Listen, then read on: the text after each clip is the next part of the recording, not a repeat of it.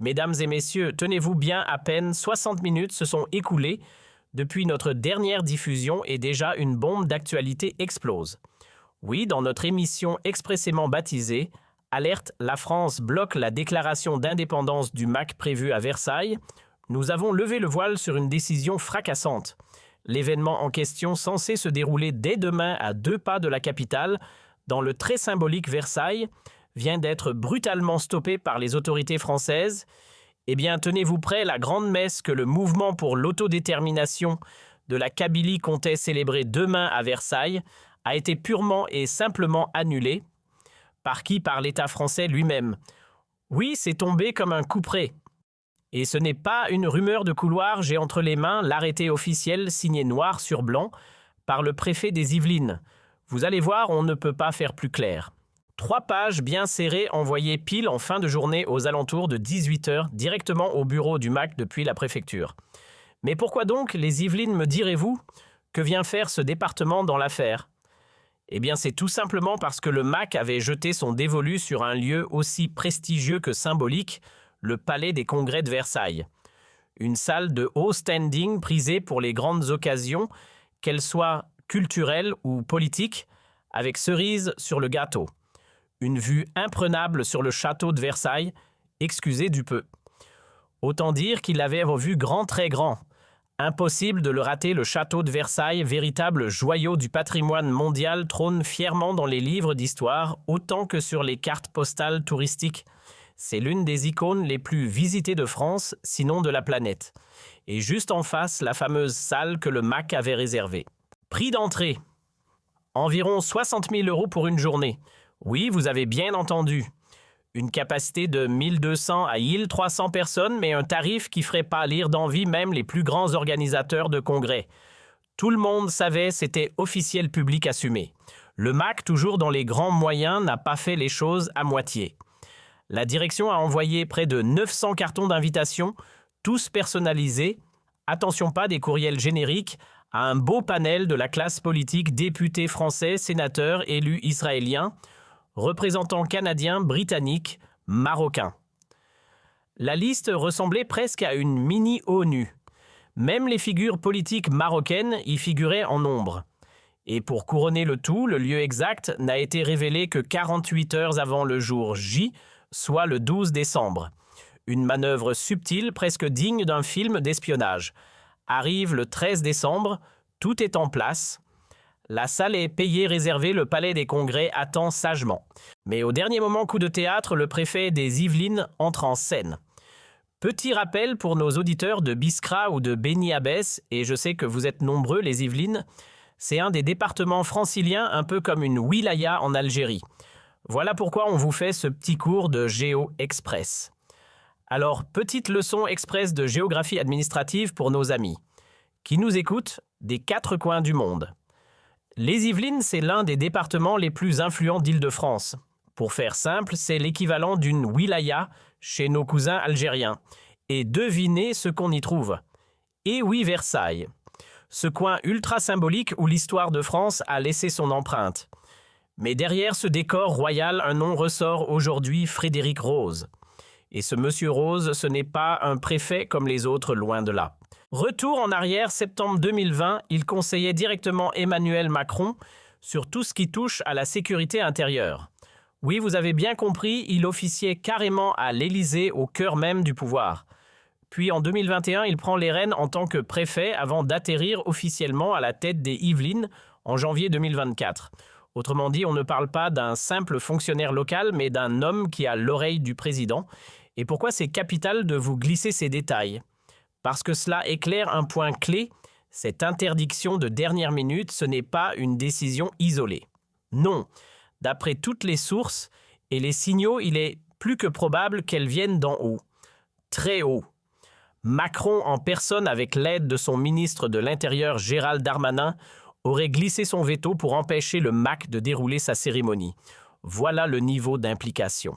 Avant d'entrer dans le vif du sujet et de vous dévoiler le fameux document petite mise en contexte nécessaire, oui, nous avons mis la main sur ce précieux arrêté préfectoral. Le document officiel en question. Bon, je vous préviens, la version papier n'est pas très lisible. Merci l'imprimante capricieuse, mais pas de panique, je vous afficherai aussi la version numérique bien nette, bien claire. Ce texte administratif daté du 13 décembre 2025, c'est-à-dire d'aujourd'hui même, lève le voile sur ce retournement de situation complètement inattendu. Jusqu'à cette date, le MAC n'avait reçu aucun signal d'alerte, zéro message, pas l'ombre d'un avertissement. Tout roulait comme sur des roulettes. L'équipe pensait tenir son événement sans encombre. Et soudain, bim, la préfecture dégaine l'arrêté. Signature du préfet à l'appui que je vous montre d'ailleurs ici. Et voilà comment, en quelques lignes, tout bascule.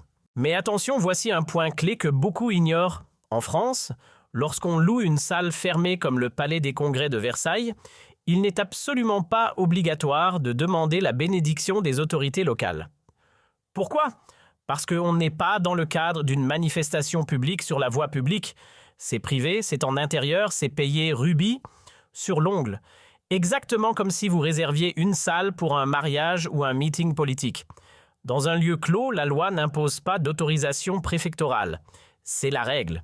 Cependant, et c'est là que tout bascule même en France, où la liberté d'organiser des événements privés est généralement respectée, il y a une exception de taille, la sécurité publique. Oui, vous avez bien entendu. Si un préfet estime qu'un rassemblement, même en lieu clos, présente un potentiel de trouble à l'ordre ou un risque sérieux pour la sécurité, il peut sortir le carton rouge. Et là, pas besoin d'en débattre, pendant des heures, il peut purement et simplement exiger l'annulation. Et c'est précisément ce scénario qui s'est joué dans le cas du MAC. Le préfet a brandi l'article sécurité et a stoppé net l'événement. Et maintenant, passons au plat principal que dit exactement ce fameux arrêté. Vu la gravité de la situation, on n'a pas perdu une seconde. Ce document signé par le préfet des Yvelines lui-même contient des passages essentiels qu'on va décrypter ensemble. Laissez-moi vous en lire un extrait tout de suite. Voici ce que nous dit le document noir sur blanc.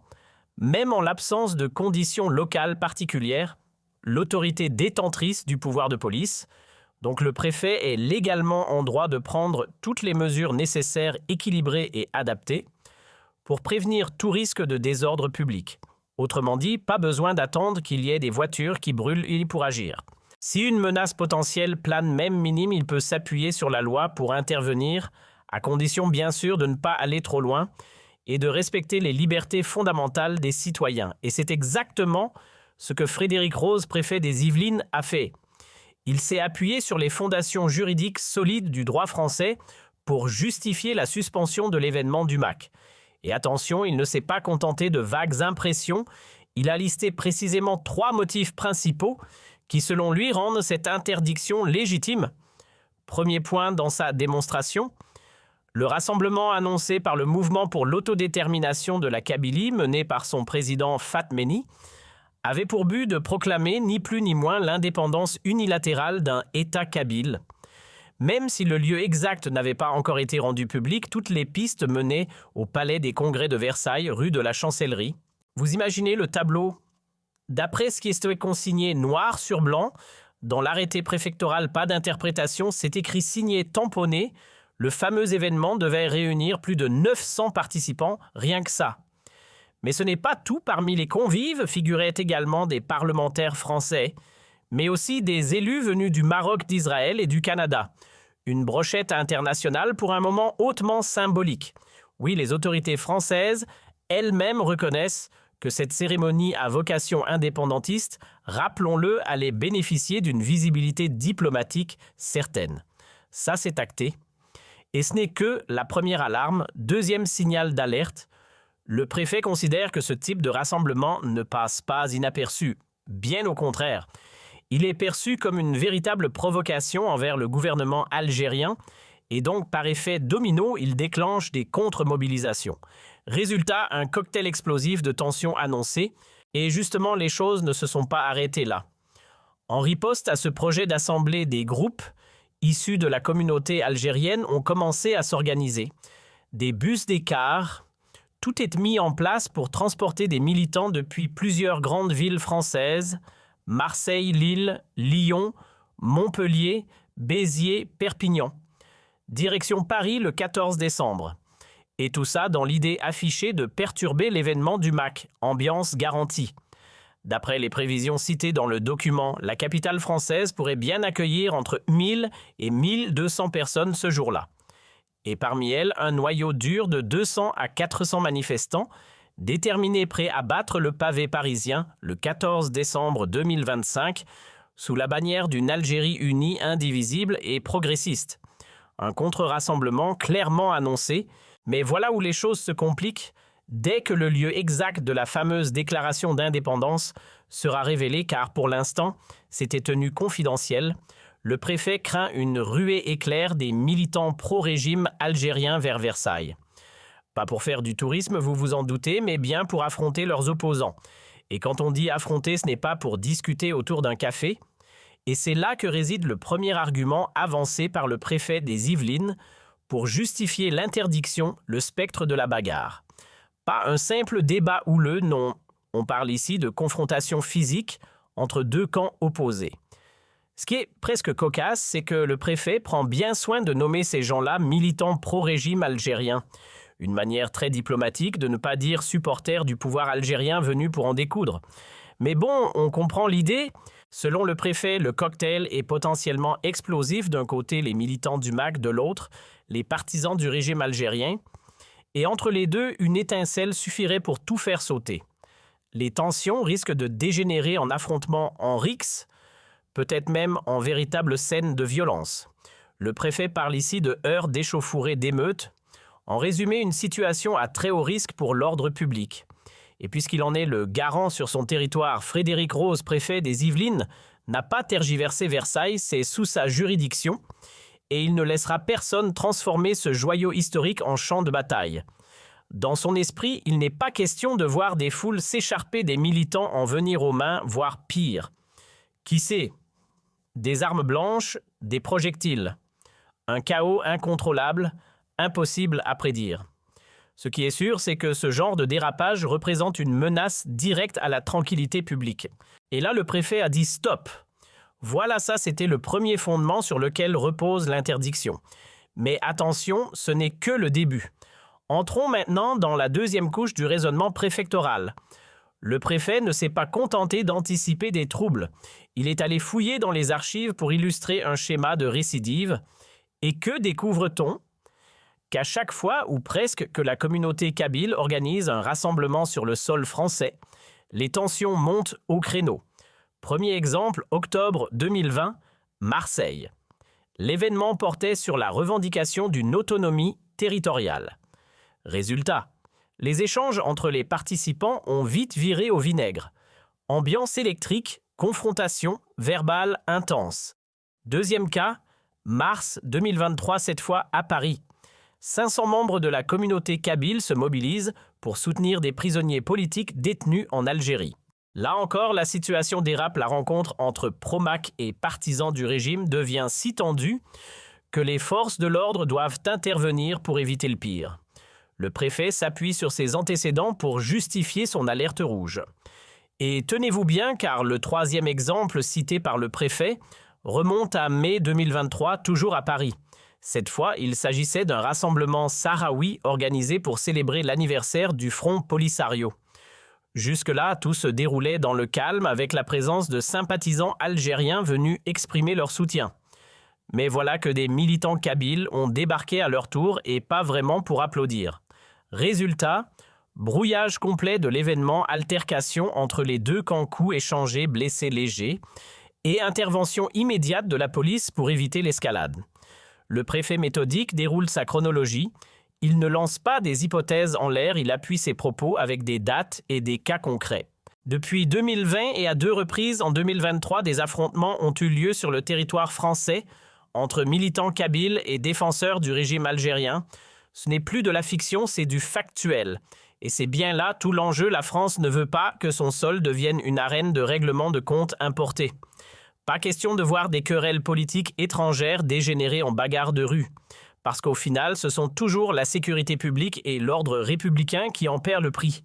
Je vous le redis parce que c'est important, on continue de dérouler le raisonnement du préfet. On a le document entre les mains signé estampillé. Et c'est bien lui, le préfet des Yvelines, qui nous explique noir sur blanc pourquoi la France a décidé de tirer le frein à main sur la cérémonie du MAC pour proclamer l'indépendance de la Kabylie. Troisième motif invoqué, l'emplacement ultra-sensible du lieu choisi. Le palais des congrès de Versailles, là où devait se tenir l'événement, est littéralement à 2 pas du château de Versailles. Et pour ceux qui l'ignoreraient, encore, ce n'est pas juste un château. C'est un monument emblématique, l'un des plus prisés de tout le pays, presque un sanctuaire touristique. Avec près de 5000 visiteurs par jour à cette période de l'année, oui même le soir, entre 18h et 21h grâce aux spectacles nocturnes comme le parcours du roi, ça fait du monde, beaucoup de monde. On est en fin d'année, période de fête, les vacances approchent. Paris est à son apogée touristique et Versailles se hisse sans complexe juste derrière la Tour Eiffel en termes de fréquentation. Alors évidemment, les autorités françaises ne veulent prendre aucun risque. Un événement à forte charge politique, une foule susceptible de s'échauffer et 5000 touristes dans les parages, c'est la recette parfaite pour un cauchemar sécuritaire. Et c'est précisément ce que le préfet veut éviter. Et là, le préfet monte d'un cran dans l'argumentaire. Ce qui l'inquiète vraiment, ce n'est pas seulement que des militants du MAC et des partisans du régime algérien puissent se croiser. Non, ce qui le hante, c'est l'idée que ces affrontements potentiels éclatent en plein milieu d'une foule de touristes, des familles, des visiteurs étrangers, peut-être même des enfants, venus simplement admirer Versailles. Imaginez la scène des cris des échauffourés, peut-être des blessés, au beau milieu d'un des sites les plus prestigieux du pays.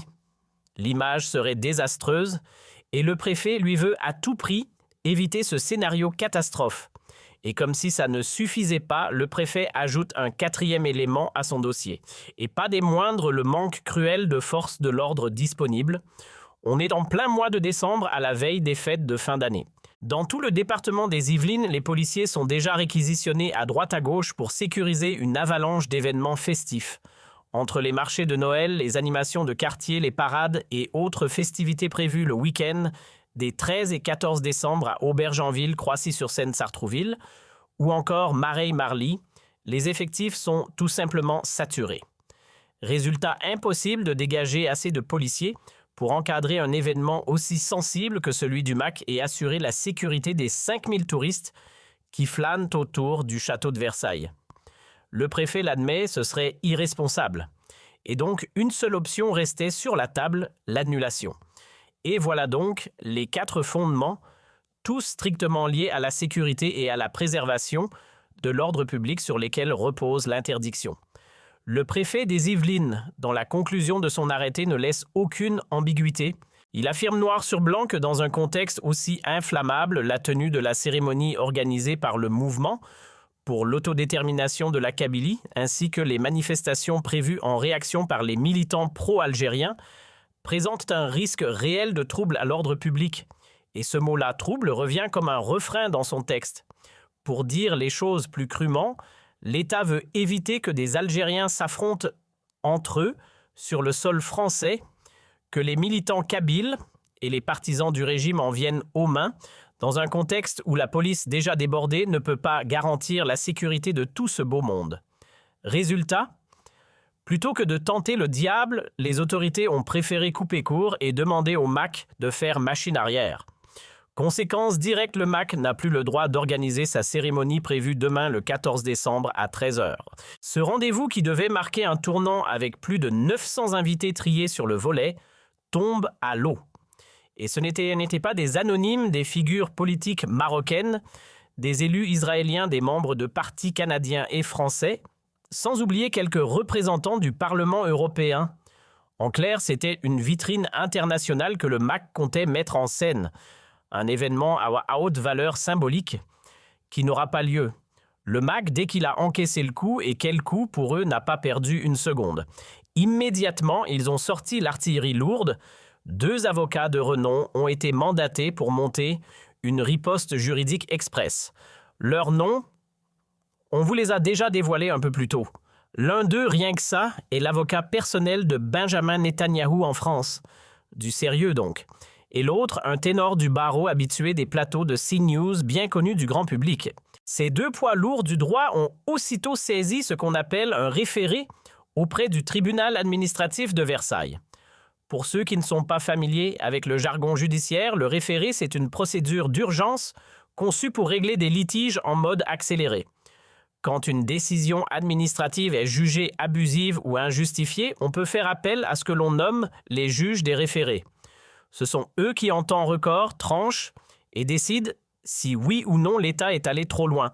Et là, clairement, le MAC mise tout sur ce contre-pied judiciaire. Alors voilà ce qui se joue maintenant dans les coulisses du tribunal administratif de Versailles. Une procédure vient d'être lancée, ou du moins elle est sur le point de l'être, et tout repose sur ce que décidera la justice administrative dans les heures ou jours à venir. Mais alors, que se passera-t-il concrètement? Eh bien, c'est simple, un juge des référés magistrats spécialisé dans les décisions urgentes devra se pencher sur la validité juridique du recours déposé par le MAC. Ce juge pourra trancher de deux manières. Soit il estime que le préfet a abusé de son autorité, qu'il n'avait ni base légale ni justification solide pour interdire la cérémonie, auquel cas la suspension de l'arrêté préfectoral pourrait être prononcée. En clair, le MAC obtiendrait gain de cause et pourrait potentiellement organiser son événement comme prévu. Mais attention, l'autre scénario est tout aussi probable si le juge considère que les motifs avancés par le préfet, notamment, les risques de débordement sont crédibles et sérieux, alors la décision d'interdiction restera en vigueur. Le rassemblement serait donc officiellement annulé au nom de la sécurité et de l'ordre public. C'est un bras de fer entre le droit et la peur du chaos et le verdict est suspendu à la plume d'un magistrat. Alors maintenant, tout repose sur le verdict du tribunal administratif de Versailles et ce jugement peut tomber d'un moment à l'autre. Ce n'est plus qu'une question d'heures, peut-être même dans la nuit. Au plus tard demain matin, mais vraiment au plus tard. Pourquoi une telle rapidité? Parce qu'on est ici dans ce qu'on appelle, en droit français, une procédure en référé, autrement dit, une procédure d'urgence taillée pour les situations critiques. Et pour ceux qui ne le savent pas, normalement, les tribunaux administratifs ne siègent qu'en semaine du lundi au vendredi. Mais, et c'est là que c'est intéressant, si l'urgence est jugée absolue, les juges peuvent très bien se réunir un samedi, voire un dimanche matin, et rendre leur décision en dehors des jours ouvrables. Donc oui, ce soir ou demain à l'aube, tout peut basculer. Le sort de la cérémonie du MAC est entre les mains de la justice et le chronomètre tourne. Le destin de la grande cérémonie d'indépendance proclamée par le MAC est désormais en suspens. Tout repose sur une poignée de magistrats, ceux du tribunal administratif de Versailles. Si ces derniers confirment l'arrêté du préfet des Yvelines, alors l'événement est purement et simplement enterré. Rideau, et c'est là que tout se joue si les juges choisissent de retoquer la décision préfectorale et donc de donner raison aux avocats du MAC, le mouvement aura le feu vert pour dérouler sa cérémonie comme prévu, sans entrave. En France, pour ceux qui l'ignorent, la justice a le dernier mot sur l'administration. Un préfet peut très bien voir son arrêté cassé par un juge qui peut ordonner à l'État de faire marche arrière. Le droit ici peut triompher de la politique et c'est ce bras de fer que nous sommes en train de vivre en direct. Voilà donc en résumé ce que nous tenions à vous exposer. Vous avez désormais les dessous de cette affaire explosive, les motivations officielles du préfet Frédéric Rose. L'homme qui, rappelons-le, était autrefois conseiller personnel d'Emmanuel Macron.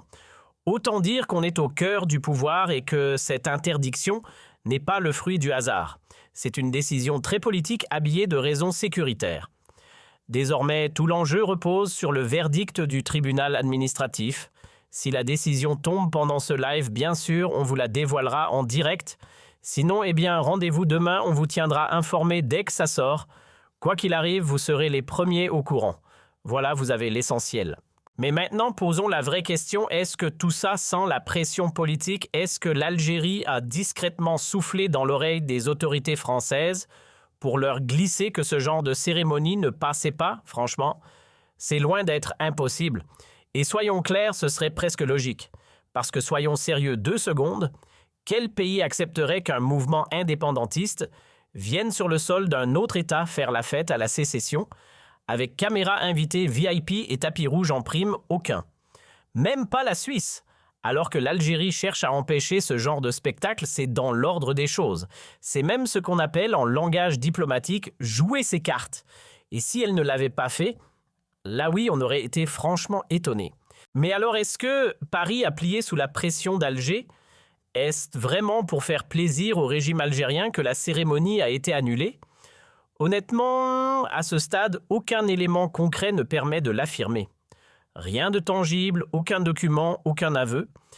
Et puis le MAC n'est pas nouveau sur le territoire français. Il a déjà organisé des événements dialogués avec les institutions, fréquenté les couloirs du pouvoir et même été reçu dans plusieurs cercles politiques français. Autrement dit, il ne débarque pas de nulle part. Alors non, personnellement, je ne pense pas que l'annulation soit uniquement le fruit de pression algérienne. Mon intuition, un arbitrage tout en haut au plus haut niveau de l'État. Probablement Emmanuel Macron lui-même qui aurait estimé que la proclamation d'indépendance de la Kabylie depuis Versailles, c'était carrément de l'huile versée sur le feu algéro-français. Une provocation qui risquait de faire exploser ce qui reste des liens entre les deux pays, et dans cette logique, Paris aurait préféré reculer pour mieux préserver l'essentiel.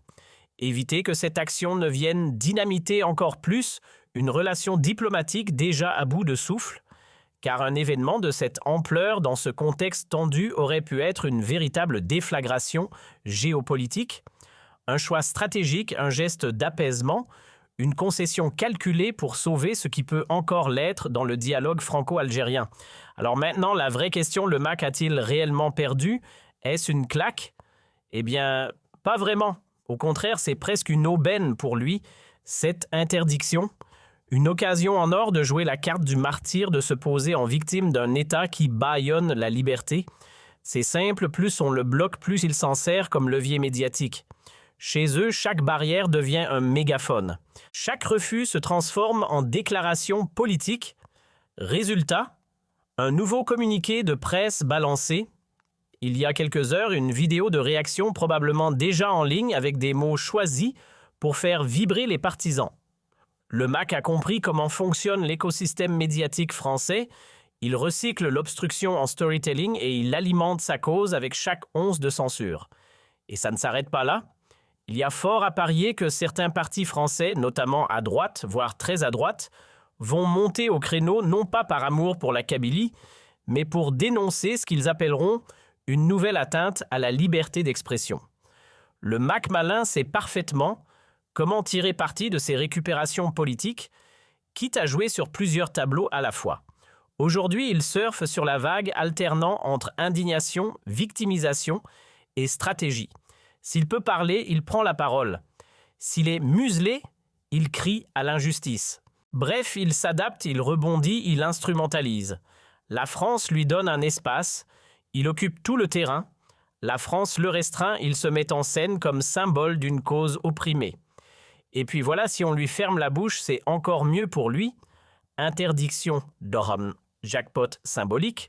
Le MAC va aussitôt sortir la carte des libertés piétinées, dénoncer la censure comme s'il était l'ultime résistant face à l'oppression même, en plein Paris. Il n'hésitera pas une seconde à clamer que même en France, il est victime de persécution. Rien de tel qu'un bon bâillon pour nourrir sa rhétorique de martyr. D'un point de vue médiatique, c'est bingo, il a gagné. Politiquement, en revanche, c'est plus mitigé. Les projecteurs sont braqués sur lui, mais les résultats concrets, moins sûrs. Et puis un petit détail pas si anodin, les 60 000 € déboursés pour la salle du Palais des Congrès seront-ils remboursés? Mystère et déception à l'horizon. Et ça ne s'arrête pas là. L'événement annulé, les délégations venues de loin, Maroc, Israël, Canada, Europe, vont se retrouver sans tribune, sans cérémonie, sans accueil digne de ce nom. Une vraie pagaille organisationnelle et une coupure diplomatique potentielle. L'image prend un coup. Mais attendez, twist final, le MAC visiblement prévoyant avait un plan B dans la manche. Communiqué officiel diffusé il y a peu, la déclaration d'indépendance aura bel et bien lieu à 18h mais en version digitale. Pas de scène, pas de pupitre, mais des likes, des vues et des hashtags. Il s'exprimera donc depuis ses réseaux sociaux. En 2025, l'indépendance passe aussi par un live YouTube. Alors accrochez-vous car l'histoire ne s'arrête pas là. Le MAC, dans un mouvement assez prévisible, a prévu une déclaration en ligne. Oui, vous avez bien entendu, le discours solennel de l'indépendance kabyle passera par les réseaux sociaux. Le drapeau peut désormais être hissé sur un écran de smartphone. Et ce n'est pas tout, toujours à Versailles. Et oui, on garde le décor royal, un lieu alternatif a été dégainé à la dernière minute. Une salle discrète à l'écart des regards modestes mais stratégiques où quelques invités triés sur le volet pourront assister en comité restreint à cette fameuse proclamation. Donc voilà où nous en sommes. C'est ce qu'on a pu confirmer jusqu'à présent. Si des zones d'ombre subsistent, vous êtes les bienvenus pour poser vos questions. Et sur ce, je termine cet enregistrement que je m'apprête à publier immédiatement sur YouTube. Restez connectés. Restez connectés.